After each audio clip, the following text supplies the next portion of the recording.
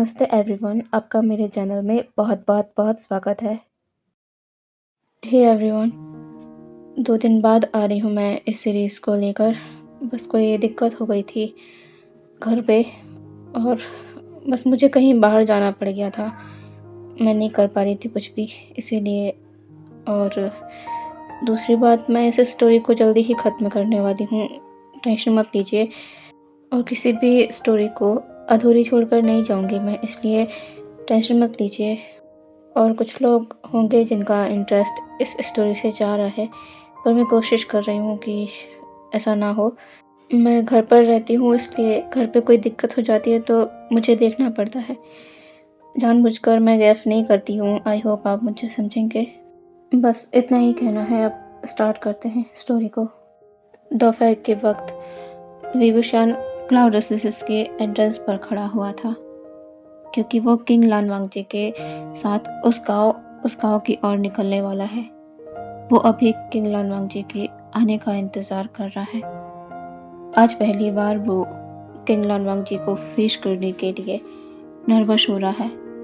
ओशियान ने किंग लानवांगजी के और अपने घोड़े शाओ को पहले ही क्लाउड रेसिडेंस के एंट्रेंस में लाकर खड़ा कर दिया था। अब इंतजार है तो बस किंग लानवांगजी के आने का, और वो इंतज़ार भी जल्द ही ख़त्म होता है।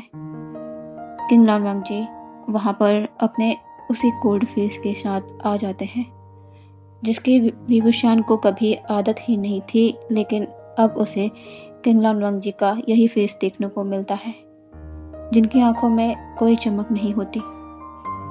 विभूषण किंग लानवांगजी को वो करता है। लानवांगजी बस नोट कर देता है और अपने वाइट घोड़े पर बैठ जाता है। विभूषण भी अपने घोड़े पर आ जाता है और दोनों ही निकल पड़ते हैं उस गांव की ओर। वो गांव यहाँ से काफ़ी दूर है। उनका रात में वापस क्लाउड रेसिडेंस आना थोड़ा मुश्किल होगा। शाम होते वो उस गांव में पहुंच जाते हैं। रास्ते का सफ़र दोनों के लिए बहुत ही शांत था। किंग लानवांगजी ने एक शब्द भी नहीं कहा था विभूषण से। जो रास्ता लानवांगजी को पता नहीं होता, वो बस अपने हेड को ओशियान की ओर टर्न कर देता, लेकिन उसकी ओर देखता नहीं। और वोशियान समझ जाता कि किंग लानवांगजी उससे रास्ता पूछ रहे हैं। फिर वो किंग लानवांगजी को उस रास्ते पर ले जाता जिस पर वो गांव पड़ने वाला है।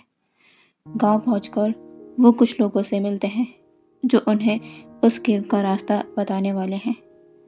ये केव गांव से काफ़ी दूरी पर है। लोगों को काफ़ी ज़्यादा स्ट्रगल करना पड़ता होगा यहाँ से पानी ले जाने के लिए, पर क्या कर सकते हैं। गांव के लिए यही एक रास्ता बचता है पानी के लिए, और उस पर भी उस क्रिएचर ने लोगों को वहाँ आना बंद करा दिया है। विभूषण और किंग लानवांगजी उस गुफा के सामने आ गए थे। वो दो लोग जो गांव के थे, जो उन्हें यहाँ केव तक छोड़ने आए थे, लानवांगजी ने उन्हें जाने के लिए कह दिया था। वो खुद उस क्रिएचर को देख लेंगे। विभूषण और लानवांगजी अब उस केव के अंदर बढ़ते हैं। गुफा बहुत बड़ी है और पानी गहराई पर है। उन्हें केव के अंदर एक ढलान को पार करके नीचे उतरना होगा। विभूषण और लानवांगजी संभलकर उस ढलान को पार करके नीचे आ जाते हैं। यहाँ अनटेम्ड की तरह वही क्रिएचर से विभूषण और लानवांगजी का सामना होता है। विभूषण और लानवांगजी ने कभी इस तरह का क्रिएचर नहीं देखा था। उसे हराना लानवांगजी और विभूषण के लिए मुश्किल होने वाला था। विभूषण और लानवांगजी दोनों ही अपनी पूरी कोशिश कर रहे थे उस क्रिएचर को हराने की, और वो बहुत हद तक कामयाब भी हो गए थे। लेकिन अचानक ही कुछ ऐसा हुआ जो विभूषण के लिए देखना बहुत ही मुश्किल था। उसके हाथ पैर शून्य पड़ चुके थे, क्योंकि वो क्रिएचर जो थोड़ी देर बस ओशियान की उस पर से नज़र हटने पर विभूषण पर हमला करने आगे बढ़ गया था। लेकिन लानवांगजी विभूषण को शोल्डर से पकड़कर पीछे कर देता है, और वो क्रिएचर लानवांगजी के पैरों को जख्मी कर देता है बुरी तरह।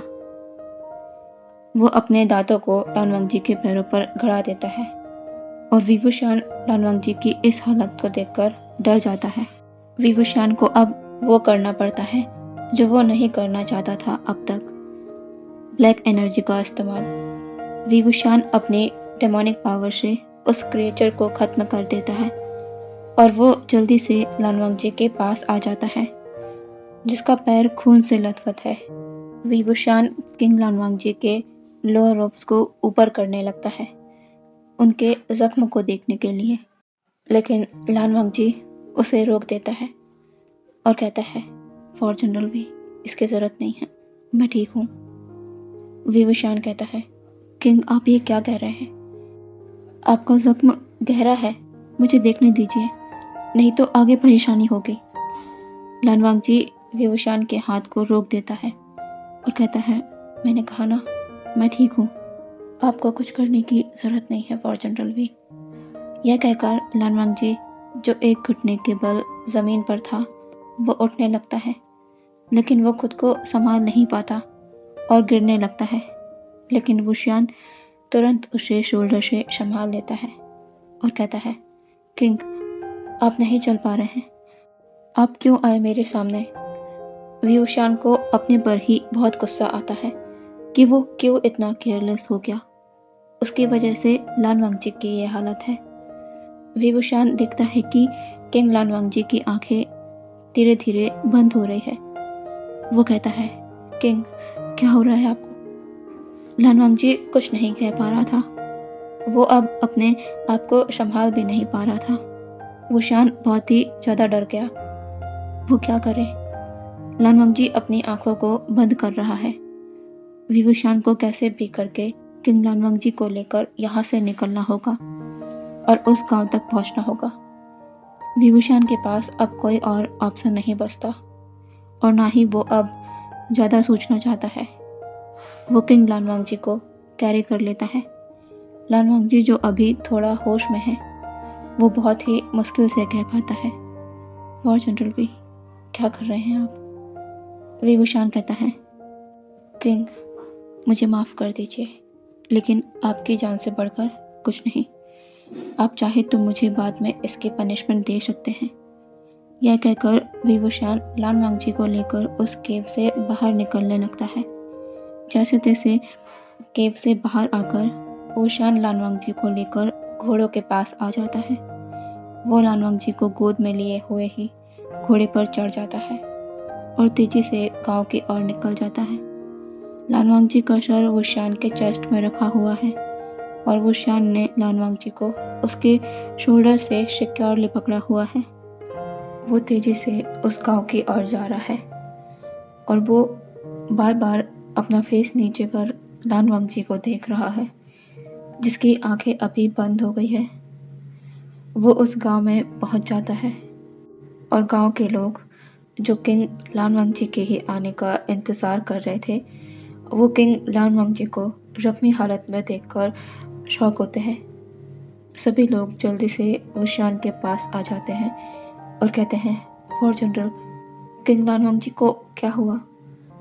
विभूषण कहता है, हीलर, क्या इस गांव में हीलर है? जल्दी मुझे बताओ। गांव के लोग कहते हैं, आइए हम आपको ले चलते हैं। विभूषण किंग लानवांगजी को गांव के एक अकेले हीलर जो है उनके पास ले जाता है।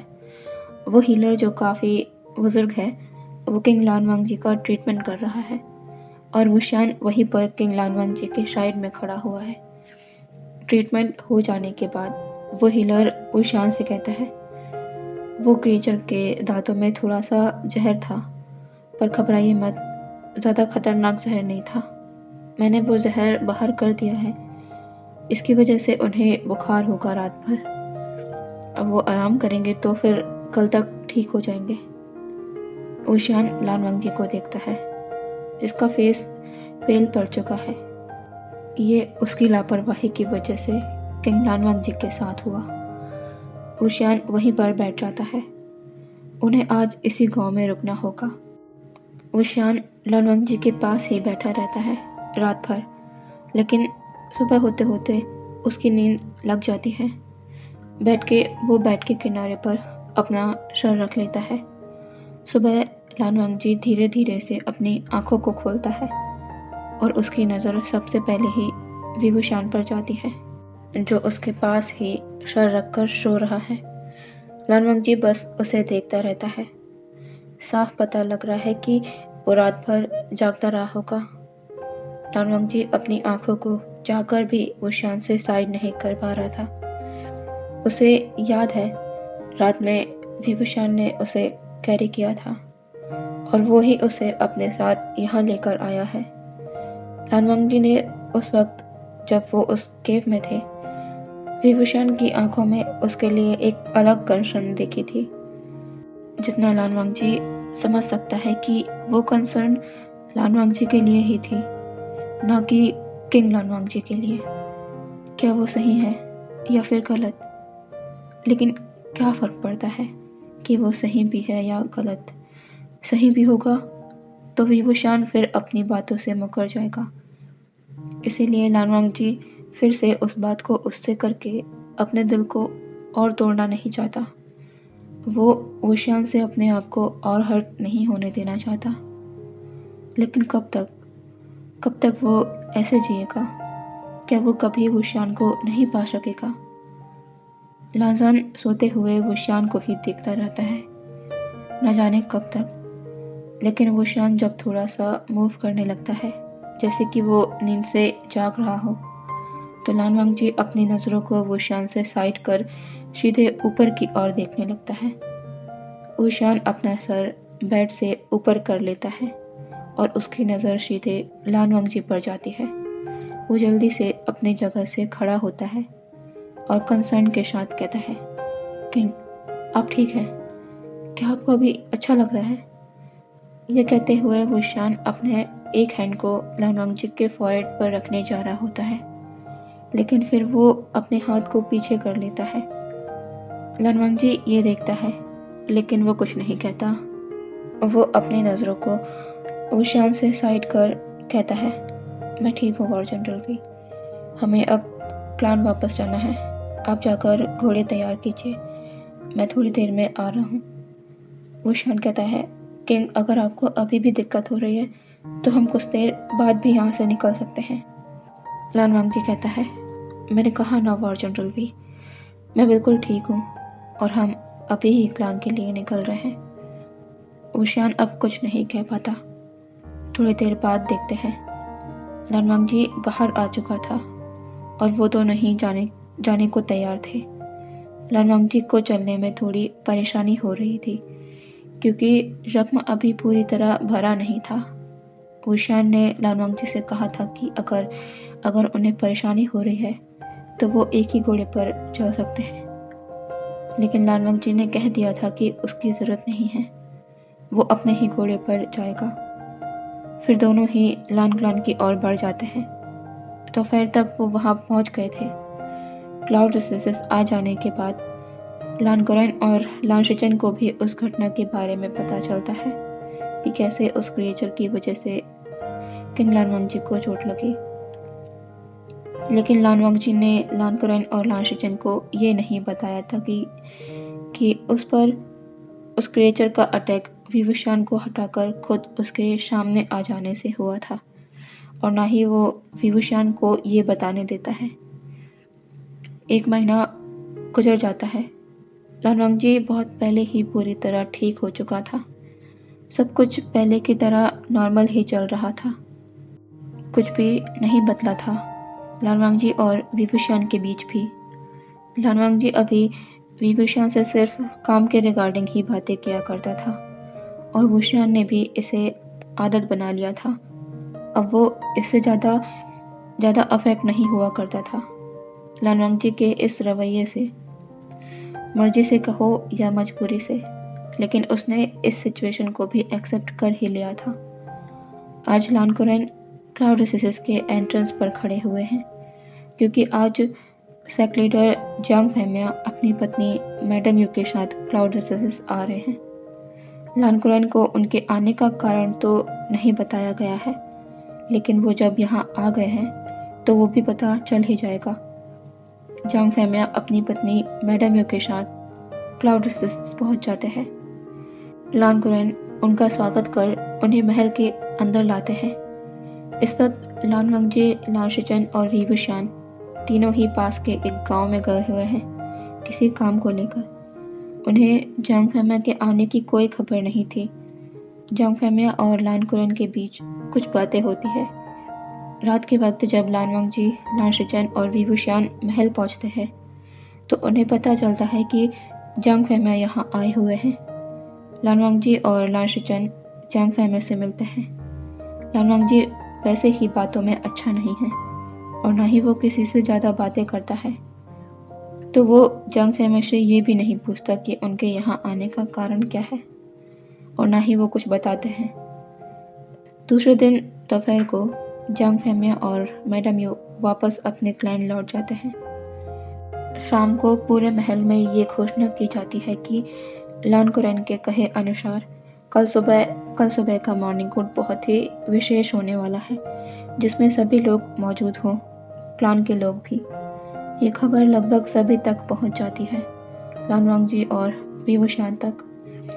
वी wuxian तो सोचता है कि आखिर मास्टर लान क्या बात करने वाले हैं, लेकिन लान वंगजी वो ज़्यादा नहीं सोचता इस बारे में, क्योंकि अंकल आए दिन नई नई चीज़ों पर बातें करते हैं।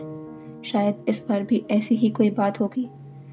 लेकिन लान शीचेन ज़रूर ये जानना चाहते हैं कि अंकल क्या बात करने वाले हैं, क्योंकि उन्हें कुछ स्ट्रेंज लग रहा है एकदम से जांग फैमिया का यहाँ आना, और उन्होंने तो कोई भी ज़्यादा ज़रूरी मुद्दों पर बात ही नहीं की और ना ही वो यहाँ अपनी कोई समस्या को लेकर आए थे।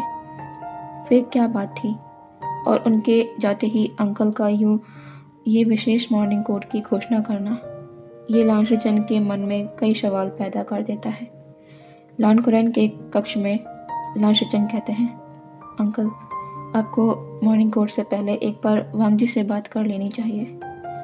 लान कुरैन कहते हैं, इसमें बात करने की क्या ज़रूरत है? वांगजी राज्य के हित के लिए और हमारे क्लैन के लिए कुछ भी कर सकता है। जैसे वो इतने सालों बाद वापस क्लैन आकर किंग बनने को तैयार हो गया, वो भी बिना किसी सवाल के, वैसे ही वो इस बात के लिए भी बिना कोई संकोच के तैयार हो जाएगा। लान शीचेन कुछ नहीं कह पाते। दूसरे दिन मॉर्निंग कोर्ट में हर कोई मौजूद है। किंग लान वंगजी अपने थ्रोन पर बैठे हुए हैं और हमेशा की तरह वॉर जनरल वी wuxian उनके साइड में खड़े हुए हैं। बस सभी को इंतज़ार है तो लान कुरैन की बात का, जो वो आज के मॉर्निंग कोर्ट में करना चाहते थे। लान कुरैन अब अपने स्थान पर खड़े होते हैं और कहना शुरू करते हैं, आप सभी को आज के मॉर्निंग कोर्ट में बुलाने का कारण खास है, क्योंकि आज मैं हमारे लान क्लान से और किंग लान वंगजी की ज़िंदगी से जुड़ी बहुत बड़ी बात आप सभी को बताना चाहता हूँ। और ख़बर ये है कि बहुत जल्द ही लान क्लान और इस कल्टीवेशन वर्ल्ड को उनकी क्वीन मिलने वाली है। किंग लान वंगजी का विवाह बहुत जल्द ही होने वाला है, और वो भी जियांग क्लान सेक्रेटर जियांग फैमिया की बेटी जियांग यानली से, और विवाह 1 महीने के अंदर ही होने वाला है। इसीलिए आप सभी लोग तैयार रहें और किंग लान वंगजी के विवाह और अपनी क्वीन के स्वागत की तैयारियों में जुट जाएं। जहां एक तरफ इस बात को सुनकर सभी खुशी से किंग लान वंगजी की जय जयकार कर रहे थे और उन्हें बधाई दे रहे थे, वहीं दूसरी तरफ 2 इंसान इस बात को सुनकर उन्हें बहुत ही बड़ा झटका लगता है, और वो 2 इंसान कोई और नहीं, लान वंगजी और वी wuxian हैं। लान वंगजी की तो दुनिया ही जैसे पलट सी गई हो। उसकी शादी, ये तो हो ही नहीं सकता। वो अपने अंकल को देखता है। उसके अंकल कैसे उससे बिना कुछ पूछे उसकी शादी तय कर सकते हैं, और उसे इस तरह सबके सामने अनाउंस भी कर दिया। एक बार उससे इसकी राय लेना ज़रूरी नहीं समझा, जबकि ये तो उसकी ज़िंदगी से जुड़ी अहम बात थी। वी wuxian अपनी नज़रों को सिर्फ एक बार लान वंगजी की ओर करता है, जिसके चेहरे पर गुस्सा साफ नज़र आ रहा है। उसका हाथ तलवार पर कस रहा है। वी wuxian लान वंगजी को इतना जान गया है कि जब भी वो परेशान होता है या गुस्से में होता है या कोई बात है जो वो कहना चाहता हो पर कह नहीं पाता, तब उसका हाथ उसकी तलवार पर कस जाता है। विभूषण समझ गया कि लालवांगजी इस शादी को नहीं करना चाहते। लेकिन लालवांगजी तो ठीक है, पर उसे किस बात का बुरा लगा? उसे तो इस पर खुश होना चाहिए कि इस राज्य की क्वीन आने वाली है। फिर लालवांगजी की शादी का सुनकर उसका दिल क्यों बेचैन हुए जा रहा है? उसे तो इस बात की तसल्ली होनी चाहिए कि उसका नाम किंग लालवांगजी से नहीं जुड़ेगा तो किंग के चरित्र पर भी कोई बात नहीं आएगी। लेकिन उसे ऐसा कुछ भी महसूस नहीं हो रहा है। क्यों हो रहा है उसके साथ ऐसा? जैसे ही सभा खत्म होती है और सभी लोग उस हॉल से चले जाते हैं, लालवांगजी सीधे सबसे पहले अपने अंकल के पास जाता है और कहता है, अंकल, आपने मुझसे एक बार भी इस बारे में बात क्यों नहीं की? सबके सामने यूँ इस तरह घोषणा करने से पहले। आज के इस पार्ट को मैं यही रोकती हूँ। हम कल मिलेंगे नए पार्ट के साथ। Okay, bye.